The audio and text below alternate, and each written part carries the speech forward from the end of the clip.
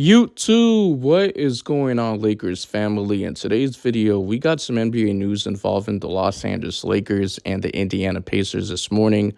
So, according to author James Piercy of NBA Analysis Network, today he did propose a trade idea for the Lakers to acquire center Myles Turner from the Indiana Pacers, and the Pacers receive Rui Hachimura, Jared Vanderbilt, Cam Reddish, and a 2029 first round pick from the Los Angeles Lakers. Now, to be honest, guys, I feel like I've been repeating myself in my previous Myles Turner's videos because we've been hearing the same rumors, same situation, right? Myles Turner has been linked to the Lakers for like the past few seasons. He's been in trade rumors, and there's been all this speculation that he's going to go to the Los Angeles Lakers.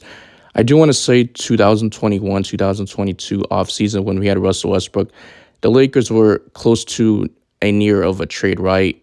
Like before media day, and the front office decided not to make the trade anymore, right? Because they were hesitant to trade for Myles Turner. He's injury prone, and we don't know how he would fit next to Anthony Davis. On paper, I do think this is like the scariest front court in the NBA. Two defensive monsters in the paint in the front court, but it is a steep price because you would have to give up Russell Westbrook, other players, and picks, etc.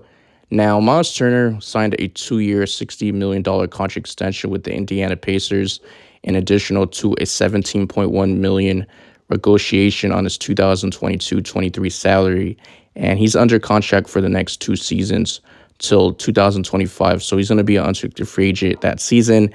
And this contract is worth about $40.9 million, and his average salary is worth about $20.4 million, which is guaranteed at $40.9 million.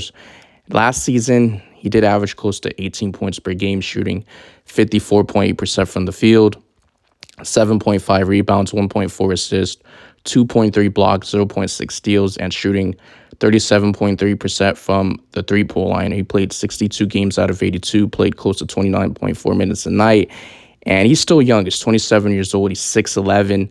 Now, the reason why the Los Angeles Lakers do this deal is because this trade wouldn't be legal at the moment. The Lakers just extended Rui Hachimura in free agency. He was a restricted free agent. Throughout his career, he's been mediocre for the Washington Wizards. Phil Handy and the Los Angeles Lakers decided to trade him, include Kendrick Nunn and second-round picks before the trade deadline, and he turned his career around right. He made his first postseason performance. He dominated, and that's the reason why we made it so far. He entered in free agency. He was like a restricted free agent, so I'm glad we retained him. We still got Austin Reeves, and then we signed Cam Reddish this summer, who was a restricted free agent, who spent like his first 2 seasons with the Atlanta Hawks. He was drafted by them in 2019. First round, I believe he was like the 8th or like 9th or 10th overall pick. And he got traded to the New York Knicks like the same season, played 1 season for them. And then this season that just ended, he played his second season for them. And then first half of the season, he played for them. Second half of the season, he got traded to the Portland Trail Blazers in the trade deadline. And the Lakers signed him in free agency. So he's looking to turn his career around, revive his career. And the Lakers, I don't think they would do this deal unless they're underperforming, right? Unless they're not like exceeding expectations and they struggle because let's say that Rui Hachimura just not being able to find his role. And you got players like Gabe Vincent, who's just playing better than D'Angelo Russell. D'Angelo Russell's underperforming. And the rest of the guys are underperforming like Taurean Prince, Cam Reddish. So the Lakers can make a trade closer to the trade deadline if things are just not going right. Things are going downhill. And let's suppose they're leading to a winning record, right? Then I just don't see them making the trade. But Myles Turner would be the icing on the cake. He would be a perfect fit for this roster. In fact, he's a perfect fit for any roster in the NBA just because his ability to space out the floor, protect the rim, and shoot make him an invaluable basketball player. And he'll join forces with Anthony Davis to assemble one of the best defenses in the front court or in the entire NBA. So this would be a reckon with. Anthony Davis and Myles Turner would be a show, right, in the front court. Both guys just blocking shots, defending, spacing out the floor, protecting the rim. That would just be a force in the paint.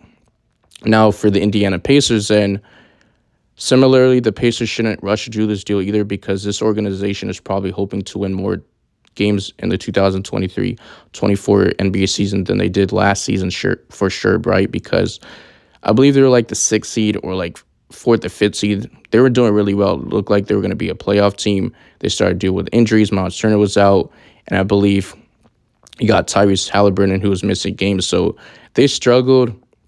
In that event, the Pacers will have a lot of incentive to rebuild. There's a lot of young talent on their roster. Tyrese Halliburton looks like a superstar in the making, very good playmaker who can create his own shot. Benedict McMathurin and Jerice Walker have plenty of upside as well.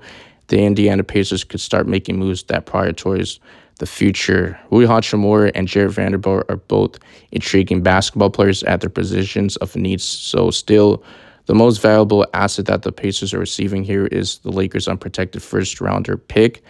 And the Lakers are aging, right? Because you got LeBron James, who's 38 years old. He's damn near touching 39. He's entering his 21st career in the NBA, which is actually insane.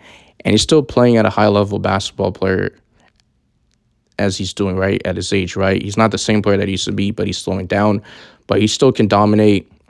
And the Lakers are looking to do whatever it takes to win another championship as long as LeBron James is here. He still has a few more seasons. The Lakers signed Anthony Davis to a contract extension, the largest annual extension in NBA history.